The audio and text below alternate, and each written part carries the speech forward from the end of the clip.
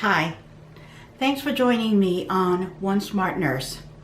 Before continuing to watch the vlog, please read the disclaimer and the description below. Today we're going to talk about acute and chronic bronchitis. Acute bronchitis is more common during the cold and flu season. Inflammation is caused by either a virus or a bacterial infection and usually resolves on its own, except for people who are exposed to respiratory irritants such as cigarette smoke, dust particles or pollutants, or chemicals such as at work.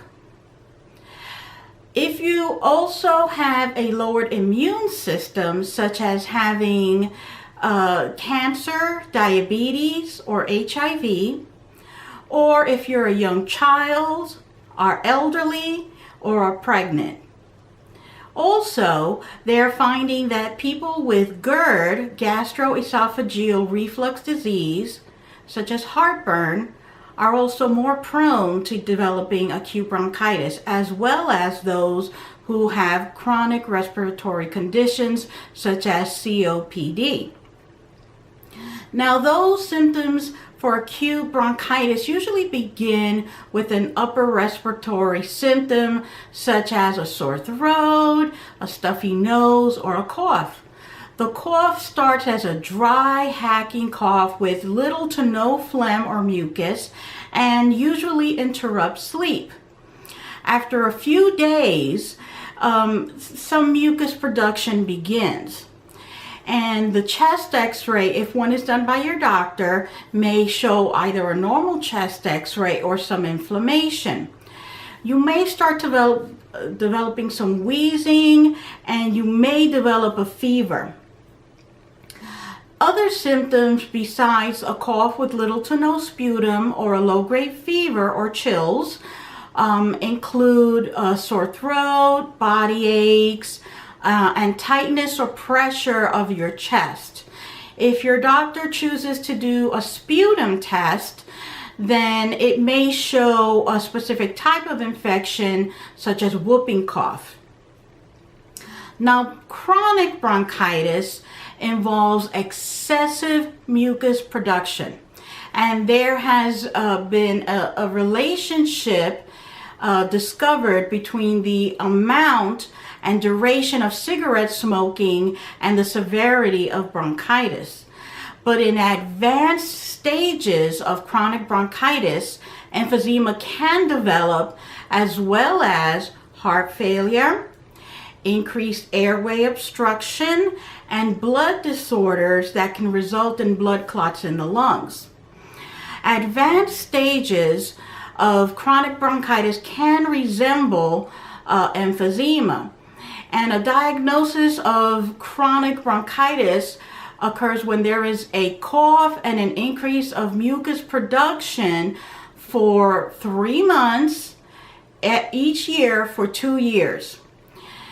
And when you have a chest x-ray, when you have chronic bronchitis, it may show an overinflation of the lungs, which is a link to emphysema. Also, if you have a pulmonary function test, it can show an obstruction of your airway.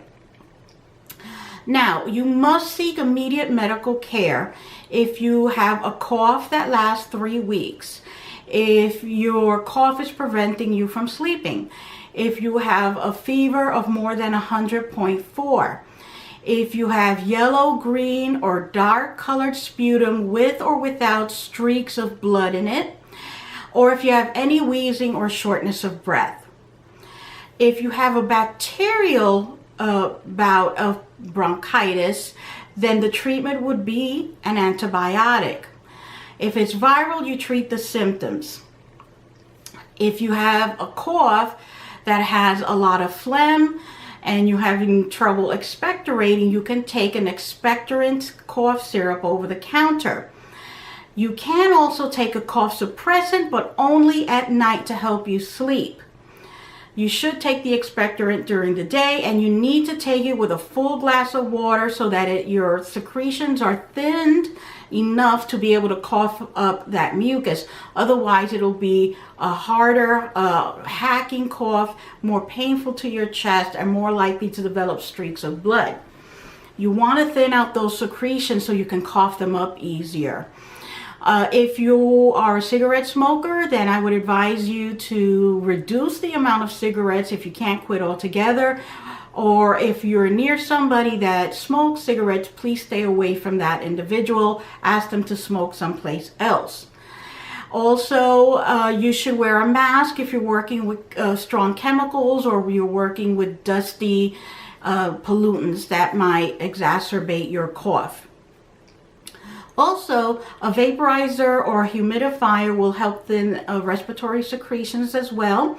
You can use a warm mist or a cool mist, whichever satisfies you. And you should make sure you take proper care of your equipment so that you don't develop any other infections from a machine that has developed mold in it. So make sure you clean your humidifier and vaporizer. Additionally, you should vaccinate yourself with the flu vaccine every year.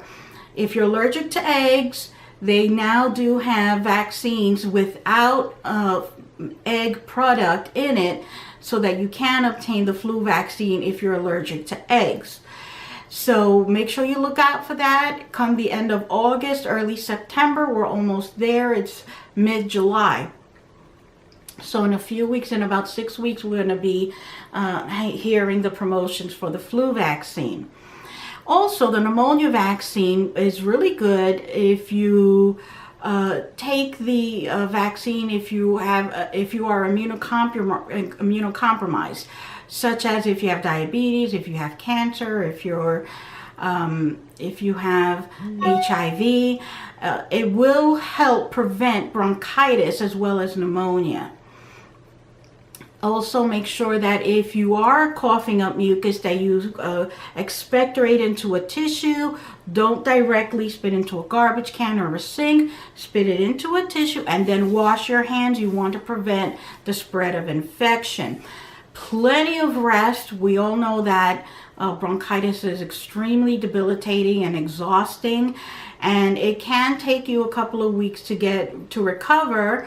And so you want to make sure that you get plenty of rest and drink lots and lots and lots of liquids. Prognosis is pretty good with bronchitis. However, it can develop into pneumonia.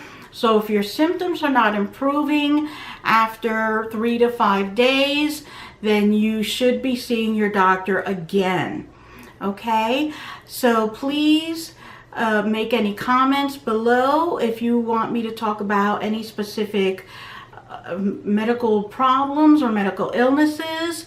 Also, if you have any questions regarding today's vlog, and don't forget to subscribe, it's free, and don't forget to hit the like button. Thanks for joining me today, and I will start vlogging again for next Sunday.